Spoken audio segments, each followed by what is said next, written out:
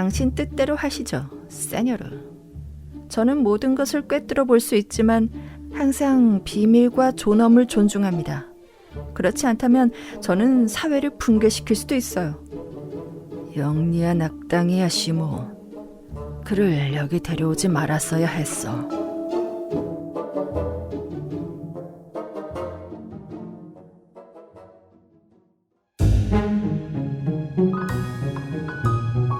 그랜트 앨런, 아프리카의 백만장자.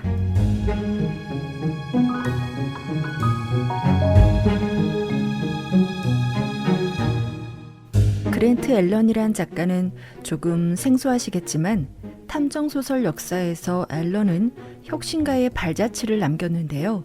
그는 작가이자 과학자로서 과학적 지식을 바탕으로 한 소설을 많이 남겼고요. 앨런이 병으로 인해 집필을 못하자 그의 친구인 아서 코난 도일이 마지막 장을 완성해서 출판을 도와주기도 했다고 해요. 그의 작품 중에서 오늘 소개할 클레이 대령은 신사적인 악당 캐릭터의 선구자로 몇 년 후 소개된 모리스 르블랑의 아르센 리팽이 클레이 대령을 쏙 빼닮았죠. 아프리카에서 다이아몬드 광산을 개발해 막대한 부를 축적한 백만장자 찰스경은 번번이 이 천재 사기꾼 클레이 대령에게 당하는데요. 오늘 가져온 이야기는 아프리카의 백만장자 첫 번째 에피소드입니다. 에피소드를 이어서 소개할지는 조금 고민을 해보면서 마술과 같은 화려한 사기 행각이 흥미진진하게 펼쳐지는 아프리카의 백만장자의 이야기 중 멕시코의 예언자 이야기 들려줄게요.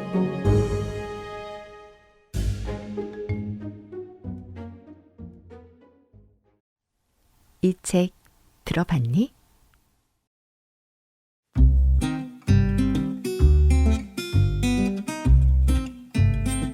내 이름은 시모어 윌브라임 윈트워스. 남아프리카의 백만장자이자 유명한 금융가인 찰스 밴드리프트 경의 처남이자 비서이다. 찰스 밴드리프트가 케이프타운에서 신출내기 변호사로 일하던 시절 나는 그의 여동생과 결혼하는 행운을 누렸다. 그리고 몇 년 후 킴벌리 근처 밴드리프트 영지와 농장이 클레이토르프 콜콘다스 주식회사로 발전했을 때 내 매형은 내게 꽤 수익성 좋은 비서직을 제안했다. 그 이후로 나는 그의 변함없는 동반자이자 충실한 비서로 일하고 있다. 찰스 밴드리프트는 보통의 사기꾼이 속일 수 있는 사람이 아니었다. 중간 키에 단단한 체격, 단호한 입술, 날카로운 눈매는 성공적인 사업가의 모습 그 자체였다. 내가 아는 바로는 단 한 명만이 찰스경을 속인 적이 있었는데 니스의 경찰청장이 말했듯이 그 악당은 비도크와 로커즈 후딘 그리고 칼리 오스트로도 속였을 인물이었다. 우리는 휴가철 동안 리비에라로 떠났다. 우리의 목적은 고된 업무에서 벗어나 휴식과 여가를 즐기는 것이었기 때문에 아내와 함께 갈 필요가 없다고 생각했다. 사실 밴드리프트 부인은 런던 생활의 즐거움에 완전히 빠져 있어서 지중해 연안의 시골을 좋아하지 않았다. 하지만 찰스경과 나는 도시에서는 일에 집중했기 때문에 도시를 벗어나 자연과 휴식을 즐길 수 있는 몬테카를로의 테라스에서 맑은 공기를 마시며 경치 감상을 즐겼다. 모나코의 바위들 너머로 보이는 멋진 전망은 뒤로는 알프스가 있으며 앞에는 푸른 바다가 펼쳐져 있고 전경에는 웅장한 카지노가 있는데 유럽에서 아름다운 전망 중 하나가 아닐까 싶다. 찰스경은 이곳에 애착을 가지고 있다. 그는 런던의 혼란함에서 벗어나 몬테카를로의 야자수와 선인장, 상쾌한 바람을 쐬면서 오후에 몇백 파운드를 따는 것이 그를 회복시키는 방법이라고 생각했다. 지친 지성을 위한 최고의 장소다. 그러나 우리는 어떤 경우에도 모나코에 머물지 않는다. 찰스경은 몬테카를로가 금융가의 편지 주소로 적당하지 않다고 생각하기 때문이다. 그는 리스의 해안 산책로에 있는 편안한 호텔을 선호하며 매일 해안가를 따라 카지노까지 걸어가면서 건강을 챙겼다. 이번 시즌에 우리는 호텔 데 앙그레라는 아늑한 곳에 머물렀다. 2층에 살롱과 서재, 침실이 있는 멋진 공간이었는데 그곳에서 우리는 여러 나라 사람들과 어울리며 즐거운 시간을 보냈다. 당시 니스는 위대한 멕시코 예언자로 알려진 사기꾼 이야기로 들썩였다. 그는 추종자들에게 예지 능력과 초자연적인 능력을 갖추고 있는 것으로 알려졌다. 내 유능한 매형의 특이한 점은 사기꾼을 만나면 그의 정체를 폭로하고 싶어 한다는 것이다. 그는 매우 예리한 감각의 사업가이기 때문에 다른 사람의 사기를 폭로하는 일에 즐거움을 느끼고 있었다. 멕시코 예언자를 만나 대화를 나눈 적이 있다는 호텔의 많은 여성들이 그의 행적에 대한 이상한 이야기를 끊임없이 들려주었다. 그는 한 여성에게 도망간 남편의 현재 위치를 알려주었으며 다른 여성에게는 다음 저녁에 룰렛에서 이길 수 있는 숫자를 알려주었다. 세 번째 여성에게는 그녀가 오랫동안 짝사랑해온 남자의 모습을 화면에 띄워 보여주기도 했다. 물론 찰스경은 그 말을 한마디도 믿지 않았지만 호기심이 생겨 그 놀라운 능력을 갖춘 사람을 직접 보고 판단하고 싶어 했다. 개인 점괘를 봐주는 조건이 어떻게 될까요? 찰스경은 룰렛을 이기는 숫자를 받았다는 피카리의 부인에게 물었다. 그는 돈 때문에 일하지 않아요. 피카리의 부인이 말했다. 그는 인류를 위해 일하죠. 그는 기꺼이 무상으로 기적적인 능력을 보여줄 거예요. 그럴 리가요. 찰스경이 대답했다. 그 사람도 먹고 살아야죠. 나를 만나준다면 오기니를 지급할 수 있습니다. 그가 묵고 있는 호텔이 어딘가요? 코스모폴리탄이었나? 부인이 대답했다. 아, 아니다. 이제 기억났어요. 웨스트민스터예요. 찰스경은 조용히 나를 바라보았다. 에바시모. 그가 속삭였다. 저녁 식사 후에 즉시 이 친구의 집으로 가게. 그에게 내가 누구인지 말하지 말고 우리 방에서 개인적으로 점을 봐준다면 5파운드를 주겠다고 제안해보라고. 절대 내 이름을 말하지 말고 비밀로 해야 하네. 그를 바로 2층으로 데리고 올라와. 아무도 마주치지 않도록. 그자가 우리에 대해 얼마나 많은 것을 말할 수 있는지 궁금하군. 나는 시키는 대로 예언자에게 갔다. 그는 주목할 만큼 흥미로운 사람이었다. 예언자는 찰스경과 키가 비슷해 보였지만 훨씬 날씬하고 고든 체형에 매부리 코, 날카로운 눈매, 크고 검은 동공을 하고 있었으며 깔끔하게 면도한 얼굴은 우리 저택에 있는 정교하게 조각된 안토니우스 흉상과 닮아 있었다. 하지만 가장 특징적인 것은 그의 독특한 머리카락이었다. 파데레프스키처럼 곱슬곱슬하고 물결치는 머리카락이 그의 높고 하얀 이마와 섬세한 얼굴을 감싸고 빛나는 후광 같았다. 나는 그가 여성들에게 왜 인기가 좋은지 한눈에 알아볼 수 있었다. 그는 시인이자 가수이며 예언자의 모습을 하고 있었다. 제 상사의 방에서 운세를 받을 수 있는지 물어보러 왔습니다. 그는 답례로 5파운드를 지급하겠다고 하셨어요. 세뇨르 안토니오 에레라. 그가 자신을 그렇게 부르며 스페인식으로 나에게 고개 숙여 인사했다. 그러고는 어두운 올리브색 뺨에 부드러운 경멸의 미소를 지었다. 나는 내 능력을 팔지 않아요. 공짜로 나눴을 뿐이죠. 만약 당신의 친구가 내 손을 통해 우주의 경이로움을 보고 싶어 한다면 기꺼이 보여드리겠습니다. 다행히도 회의적인 사람들을 설득하고 믿게 해야 할 때가 있는데 마침 오늘 저녁에는 다른 약속이 없습니다. 그는 깊은 생각에 잠긴 듯 긴 머리를 손으로 쓸어 넘겼다. 네, 가겠습니다. 그는 천장 주위에 떠도는 어떤 존재에게 말을 하는 것처럼 말을 이어갔다. 갑니다. 나와 함께 가요. 그러고는 붉은 리본이 달린 넓은 손부레를 쓰고 어깨에 망토를 두르고 담배에 불을 붙인 후 나와 함께 호텔대 앙글레로 걸어갔다. 가는 길에 그는 거의 말하지 않았고 그나마도 짧게 말했다. 그는 깊은 생각에 잠긴 듯 보였다. 우리가 문 앞에 도착하고 내가 들어가자 그는 내가 그를 어디로 데려왔는지 알아차리지 못한 듯 한두 걸음 더 걸어갔다. 그리고 나서 그는 갑자기 멈춰서서 주위를 둘러보았다. 아, 앙글레로군요. 그가 말했다. 약간의 사투리 억양이 있었지만 그의 영어는 훌륭했다. 여기군요. 여깁니다. 그는 다시 한번 보이지 않는 존재에게 말하고 있었다. 나는 이런 유치한 방법이 찰스 밴드리프트 경을 속이기 위한 것이라 생각하며 미소 지었다. 찰스 경은 런던이 아는 바와 같이 이런 속임수에 쉽게 넘어갈 사람이 아니었다. 그리고 이 모든 것이 마술사들의 흔한 수법이라고 생각했다. 우리는 위층에 있는 방으로 올라갔다. 찰스는 몇몇 구경꾼들을 불러 모아놓고 있었다. 예언자는 생각에 잠긴 채로 들어왔다.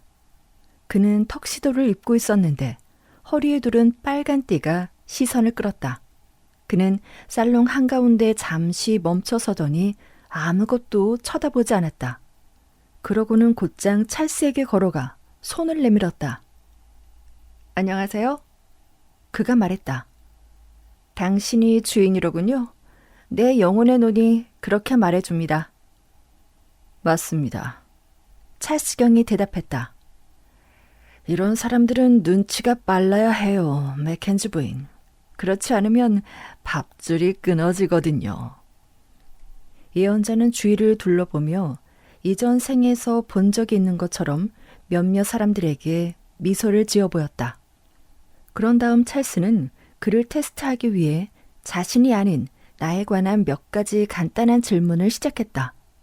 그는 대부분의 질문에 놀라울 정도로 정확하게 대답했다. 그의 이름이요? 이름은 S자로 시작하는 것 같군요. 당신은 그를 시무어라고 부릅니다. 그는 단어 사이를 천천히 끌며 말했는데 마치 진실이 천천히 드러나는 것 같았다. 시무어, 윌브라임, 스트레퍼드 백작. 아니, 스트레퍼드 백작이 아니라 웬트워스. 아마 웬트워스와 스트래퍼드 사이에 어떤 연결고리가 있는 것 같군요. 나는 영국인이 아니라서 그 의미를 모르겠어요. 어쨌든 웬트워스와 스트래퍼드는 같은 의미가 있습니다. 그는 확인을 위해 주위를 둘러보았다. 한 여인이 그의 구원자로 나섰다. 웬트워스는 위대한 스트래퍼드 백작의 성이죠. 그녀가 나지막히 중얼거렸다. 웬트워스 씨가 혹시 백작의 후손이 아닐까요? 그렇습니다. 예언자가 대답하며 검은 눈동자를 번뜩였다. 그러나 나는 이상하다고 생각했다. 왜냐하면 아버지는 항상 스트래퍼드 백작과의 혈통을 주장했지만 연결고리 하나가 부족했기 때문이다. 아버지는 존경받는 토마스 윌브람 윈트위스 경과 브리스톨의 말장수인 조나단 윈트위스가 부자 관계인지 확실히 증명할 수 없었다. 내가 태어난 곳은 찰스경이 갑자기 자신의 이야기를 꺼내며 화제를 바꿨다. 예언자는 어떤 힘으로 머리가 터질 것 같다는 듯 두 손으로 이마를 눌렀다. 아프리카? 마치 사실이 천천히 떠오르는 것처럼 그가 말했다. 남아프리카, 희망봉, 얀센빌, 드위카. 1840년? 맞아. 찰스가 중얼거렸다. 정말로 그럴듯한데. 하지만 이미 날 알고 있었을지도 모르지. 여기로 오는 중에 알게 됐을지도 모르고. 저는 아무런 힌트도 주지 않았어요. 내가 대답했다. 호텔 문 앞에 도착할 때까지 그는 어느 호텔로 가는지도 몰랐으니까요. 예언자가 부드럽게 턱을 쓰다듬었다. 그의 눈에는 은근한 광채가 감도는 것 같았다. 봉투에 들어있는 지폐 번호를 말해볼까요? 그가 무심한 듯 말했다. 방에서 나가 있겠소.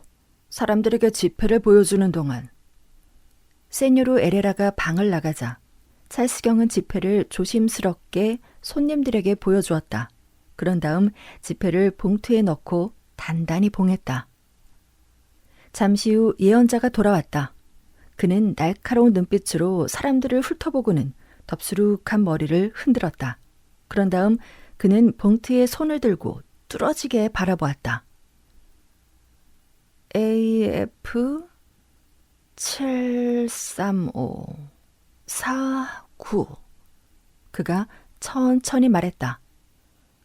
어제 몬테카를로에서 딴 금화를 교환한 영국 은행 지폐로 50파운드입니다.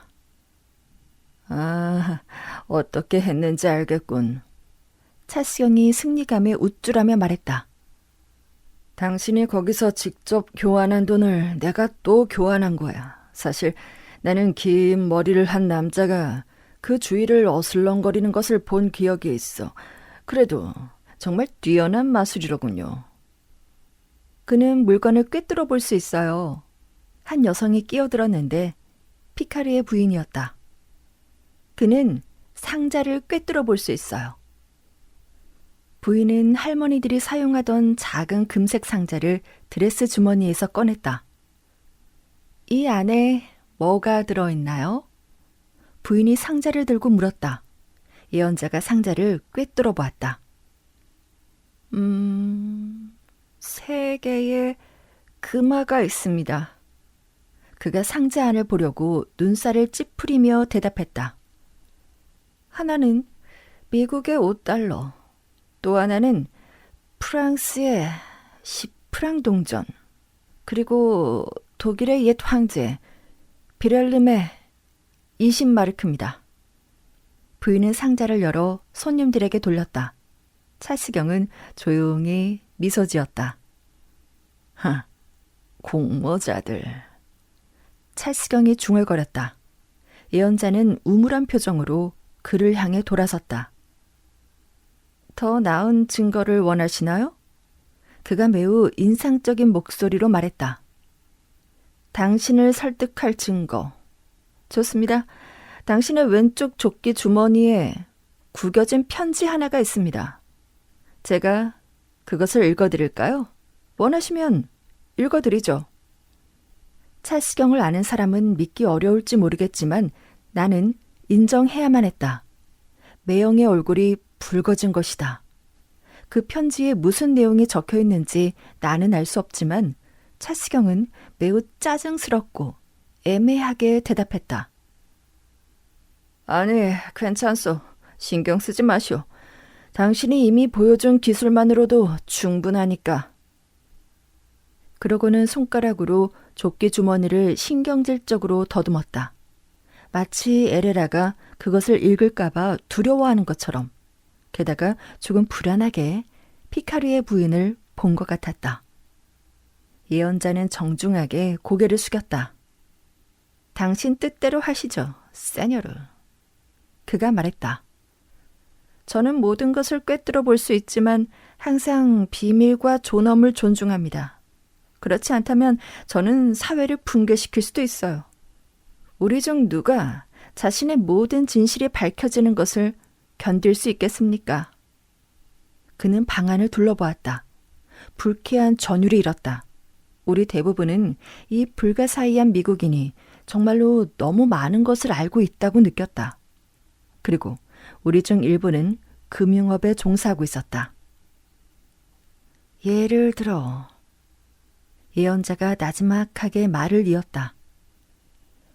저는 파리에서 여기로 기차를 타고 오면서 매우 지적인 한 회사의 설립자와 함께 여행했습니다. 그는 가방에 몇 가지 기밀 문서를 가지고 있었죠. 그는 찰스경을 힐끗 보았다. 어떤 종류의 문서인지 당신도 아시겠죠? 광산 전문가들이 작성한 보고서, 엄격하게 비공개로 표시된 문서 말입니다. 그 문서들은 금융거래나 투자 결정에 중요한 기밀 문서요. 찰스경이 쌀쌀맞게 인정했다. 정확합니다. 예언자가 중얼거렸는데 스페인 억양이 전보다 약해졌다. 그리고 그 문서들은 엄격히 비공개로 표시되어 있기 때문에 저는 그 비밀을 존중합니다. 그것이 제가 말하고 싶은 전부입니다. 저는 이런 능력을 동료들을 괴롭히거나 불편하게 하는 방식으로 사용하지 않는 게 제 의무라고 생각합니다. 당신의 태도는 훌륭하군요. 찰스경이 약간 격앙된 목소리로 말했다. 그러고는 내 귀에 속삭였다. 영리한 악당이야, 시모. 그를 여기 데려오지 말았어야 했어. 세뇨로 에레라는 직감으로 우리의 감정을 알아챘는지 가볍고 밝은 목소리로 끼어들었다. 이제 좀 더 흥미롭고 신비한 힘을 보여드리죠. 그러려면 주위를 약간 어둡게 해야 하는데 괜찮을까요? 저는 여기 계신 분들의 머릿속에서 당신의 이름을 읽고 싶지 않으니까요. 예, 좋습니다. 저기 저 램프도. 네, 좋아요. 그는 주머니에서 봉지를 꺼내 가루를 접시에 부었다. 다음은 성냥 하나 부탁합니다. 감사합니다. 가루는 이상한 녹색빛으로 타올랐다. 그는 주머니에서 카드와 작은 잉크병을 꺼냈다. 펜이 있나요? 그가 물었다. 내가 즉시 펜 하나를 가져왔고 그는 펜을 찰스경에게 건넸다. 여기에 이름을 적어주시겠습니까? 그는 카드 중앙에 있는 색깔이 다른 사각형 부분을 가리켰다. 카드의 가장자리는 양각으로 처리되어 있었다. 찰스경은 이유도 모른 채 서명하는 것을 꺼렸다. 이걸로 뭘 하시려고? 찰스경이 물었다. 백만장자의 서명은 여러 용도로 사용될 수 있다. 카드를 봉투에 넣고 태워주시기를 바랍니다. 예언자가 대답했다. 그 후에 저는 당신의 필체로 당신의 이름이 제 팔의 피로 쓰인 것을 보여드리겠습니다. 찰스경은 펜을 들었다. 서명이 끝나자마자 태워질 것이라면 걱정할 필요 없었다. 찰스경은 평소처럼 자신의 이름을 단호하고 명확한 필체로 썼다. 그것은 자신의 가치를 알고 5,000파운드 수표를 두려움 없이 서명하는 사람의 필체였다. 카드를 오래 지켜보세요.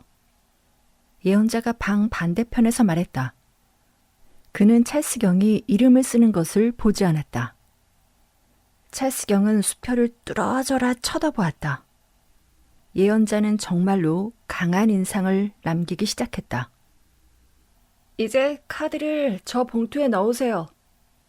예언자가 외쳤다. 찰스경은 순한 양처럼 지시에 따라 봉투에 카드를 넣었다. 예언자가 앞으로 걸어 나왔다. 봉투를 주세요. 그가 말했다. 그는 봉투를 손에 들고 벽난로 쪽으로 걸어가서 엄숙하게 불태웠다. 보세요. 재로 변하고 있죠? 그가 말했다. 그런 다음 방 중앙으로 돌아와 녹색빛 가까이에서 소매를 걷어올리고 찰스경 앞에 팔을 내밀었다. 팔에는 핏빛 붉은 글씨로 찰스 밴드리프트라는 매형의 이름이 그의 필체로 적혀 있었다. 어떻게 했는지 알겠군. 찰스경이 중얼거리며 뒤로 물러섰다. 교묘한 사기야. 하지만 난 알 수 있지. 유령의 책에서 본 기술과 같아. 당신은 내게 녹색빛을 오래 들여다보게 만든 후 당신의 팔 부위에 보색으로 쓰인 글자를 보게 만드는 작시 현상을 이용한 거야. 그렇게 생각하세요? 예언자가 입가에 호기심 어린 미소를 지으며 말했다. 확실해. 찰스경이 대답했다. 번개처럼 빠르게 예언자는 다시 소매를 걷어올렸다. 자, 이게 당신의 이름입니다. 그가 단호한 목소리로 말했다. 하지만 당신의 전체 이름은 아니죠. 그렇다면 제 오른팔은 어떤가요? 이것도 보색입니까? 그는 다른 팔을 내밀었다. 거기에는 바다색과 같은 녹색으로 찰스 오설리반, 밴드리프트라는 이름이 적혀 있었다. 그것은 매형의 세리명이었다. 하지만 그는 오랫동안 오설리반을 빼고 사용해왔는데 사실을 말하자면 매형은 그 이름을 좋아하지 않았는데 외가 쪽 가문을 부끄러워했기 때문이다. 맞아. 정확하군. 그가 말했다. 하지만 목소리는 공허했다. 나는 그가 이 대화를 계속하고 싶지 않다는 것을 짐작할 수 있었다.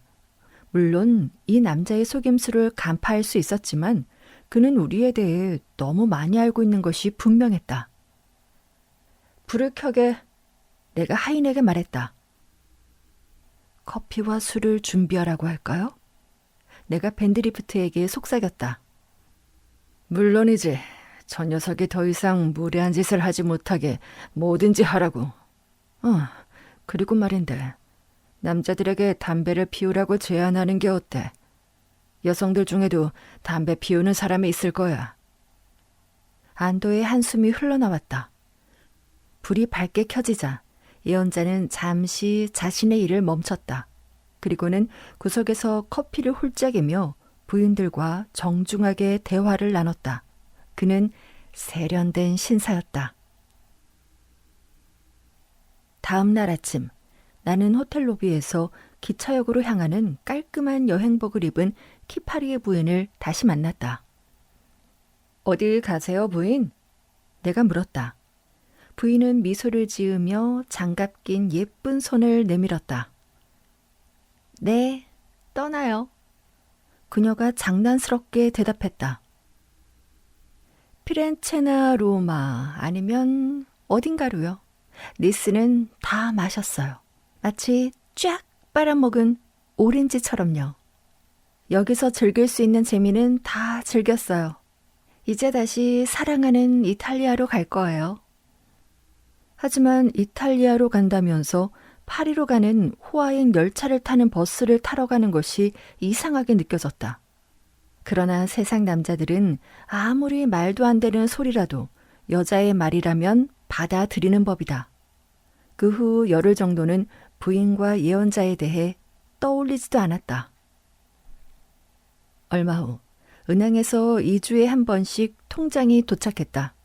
백만장자의 비서로서 2주마다 통장을 정리하고 지급한 수표와 찰스경의 수표 대장을 비교하는 것이 내 임무의 일부였다. 그런데 우연히 5,000파운드의 매우 심각한 차이를 발견했다. 찰스경의 계좌에서 총 금액보다 5,000파운드가 더 많이 빠져나간 것이었다. 나는 장부를 주의 깊게 살펴보았다. 오류의 원인은 분명했다. 수표에는 찰스경이 서명한 5,000파운드의 자기압 수표 또는 소지인 수표가 있었고 다른 사무소의 도장이나 표시가 없는 것으로 보아 런던에서 직접 현금으로 지급된 것이 분명했다. 나는 서재에 있던 매형을 불렀다. 이걸 봐요, 찰스. 내가 말했다. 여기 당신이 서명하지 않은 수표가 있어요. 나는 아무 말 없이 그에게 수표를 건넸다. 왜냐하면 경마나 카드게임에서 얻은 손실을 메우기 위해 발행된 수표일 수도 있고 그가 나에게 말하고 싶지 않은 일에 사용된 것일 수도 있다고 생각했기 때문이다. 이런 일은 얼마든지 일어나기 마련이다. 그는 수표를 한참 동안 바라보았다.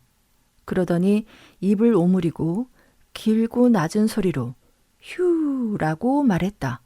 그러고는 수표를 뒤집어 보며 말했다. 이봐시모, 우리가 제대로 당했네. 안 그런가?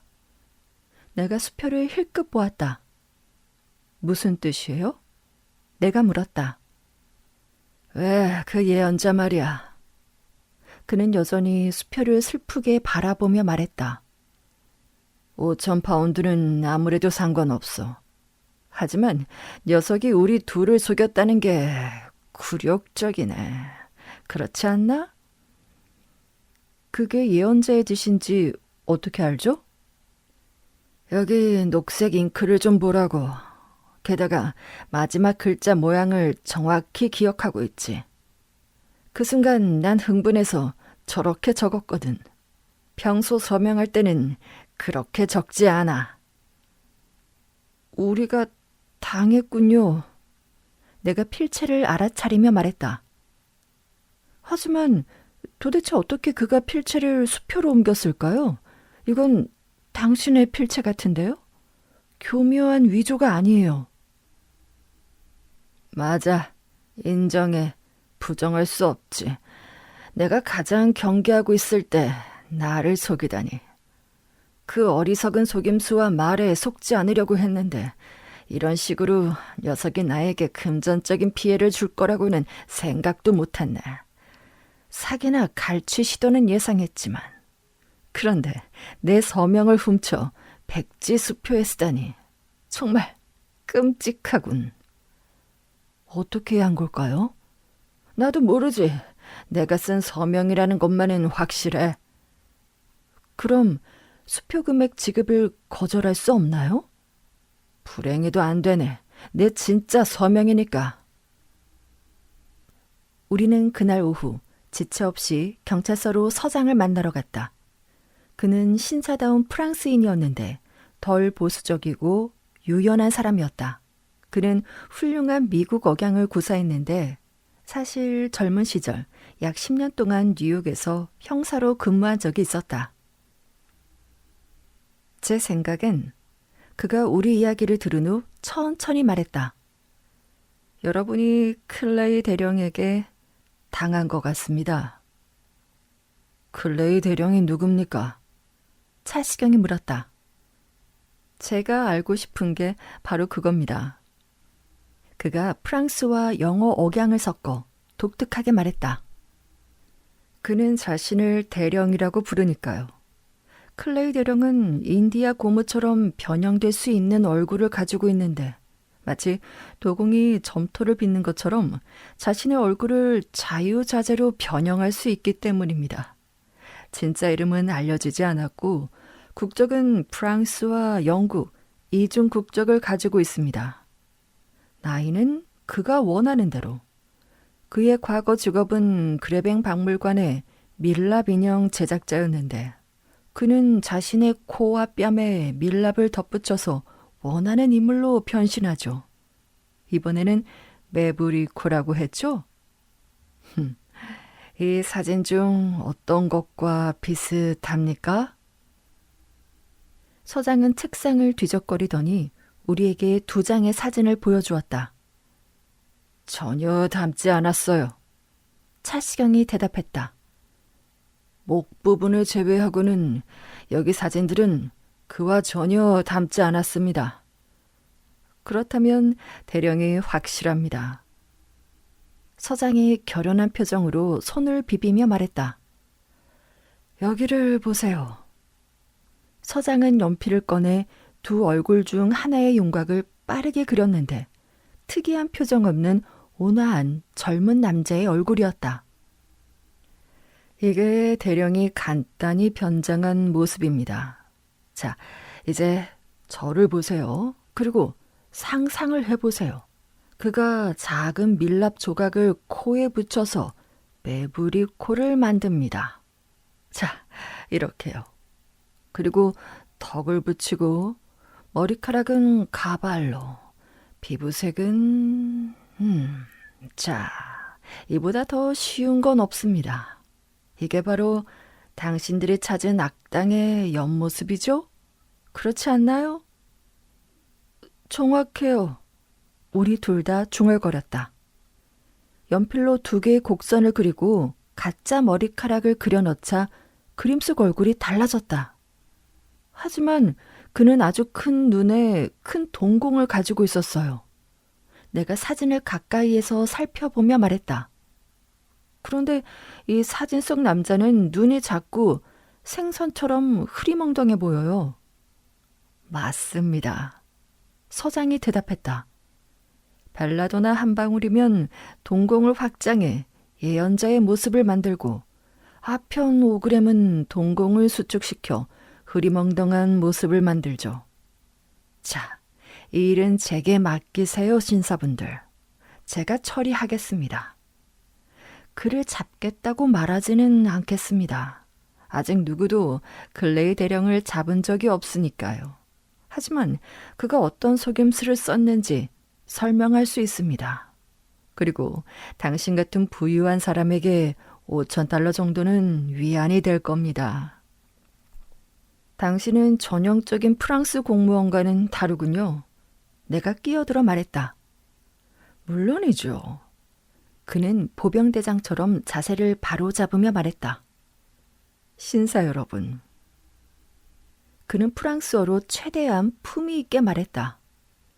경찰서의 모든 역량을 동원해 범죄를 추적하고 가능하다면 범인을 체포하는 데 집중하겠습니다.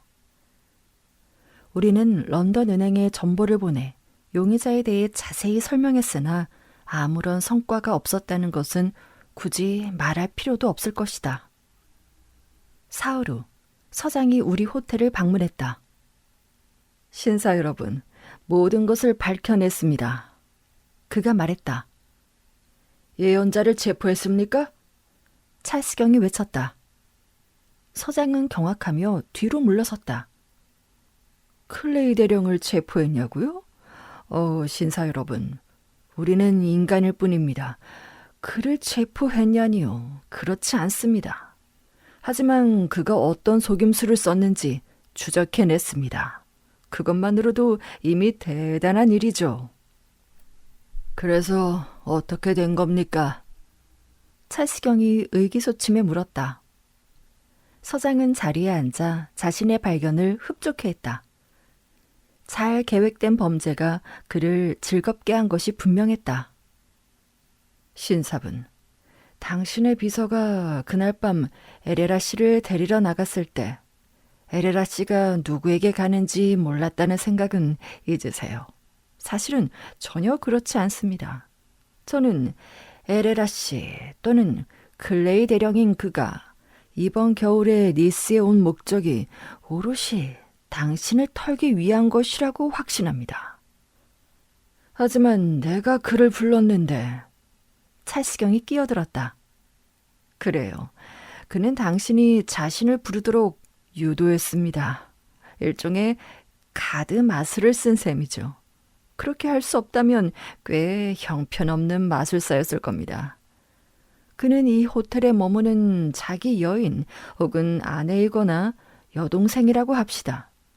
그녀와 여성들이 당신에게 자신에 대해 이야기하며 호기심을 자극하게 했어요. 그가 이 방에 들어왔을 때 그는 이미 당신의 정보를 준비하고 있었을 겁니다. 우리가 얼마나 바보 같은 짓을 했는지 매형이 외쳤다. 이제야 알겠어. 그 교활한 여자가 저녁 식사 전에 내가 그를 만나고 싶어 한다는 걸 알렸어. 그리고 자네가 도착했을 때 그는 나를 속일 준비가 되어 있었던 거야. 맞습니다. 서장이 맞장구 쳤다. 그는 당신의 이름을 양쪽 팔에 준비해 두었고 더 중요한 다른 것도 준비했습니다. 수표를 말하는 거로군요. 그걸 어떻게 손에 넣었을까요? 아, 들어와요. 서장이 문을 열며 말했다. 한 남자가 들어왔는데 그는 리비에라 연안의 주요 은행인 크레디트 마르세유의 외화 담당 직원임을 우리는 알아보았다. 이 수표에 대해 알고 있는 걸 말해보세요. 우리가 증거로 경찰에 넘긴 수표를 서장이 보여주며 말했다. 약 4주 전 직원이 이야기를 시작했다. 찰스경이 대령을 부르기 10일 전입니다. 서장이 끼어들었다. 아주 긴 머리에 오뚝한 코를 가진 잘생긴 신사가 제 부서로 와서 찰스 밴드리프트 경의 런던 은행의 이름을 알려줄 수 있는지 물었습니다. 그는 당신의 계좌에 입금할 금액이 있다고 말하며 우리가 대신 송금해 줄 수 있는지 물었죠. 저는 찰스 경이 우리 은행에 계좌가 없기 때문에 우리가 돈을 받는 것은 규정이 어긋난다고 말했지만 당신의 런던 거래은행이 다비 드럼 몬드 앤 로텐버그라고 알려줬습니다. 맞아요. 찰스 경이 중얼거렸다. 이틀 후 우리 고객 중 한 명인 피카이르 부인이 300파운드짜리 수표를 가져왔습니다. 부인은 그 수표를 다비 드럼 몬드 앤 로텐버그 은행으로 송금을 하고 런던 계좌를 개설해달라고 했어요. 우리는 그렇게 했고 수표책을 받았습니다. 이 수표가 거기서 나온 겁니다. 런던에서 전보로 수표 번호를 확인했어요. 그리고 당신의 수표가 현금화되던 날 피카이르의 부인은 런던에서 그녀의 잔액을 인출했습니다. 하지만 그 남자는 어떻게 나에게 수표에 서명하게 했을까요? 찰스경이 물었다. 그가 어떤 카드 속임수를 쓴 겁니까? 서장이 주머니에서 비슷한 카드를 꺼냈다. 이런 종류의 카드였나요? 서장이 물었다. 맞아요. 똑같습니다. 그럴 줄 알았습니다. 우리 대령이 종교 행사 입장을 위해 사용되는 이 카드를 한 묶음 샀다는 걸 알게 됐습니다. 그는 가운데 부분을 잘라내고 자, 여기를 보세요. 서장이 카드를 뒤집어 뒤쪽에 깔끔하게 붙여진 종이 조각을 보여주었다. 그가 조각을 찢어내자 그 뒤에 접힌 수표가 숨겨져 있었으며 서명이 있어야 할 부분만이 우리가 볼 수 있게 되어 있었다.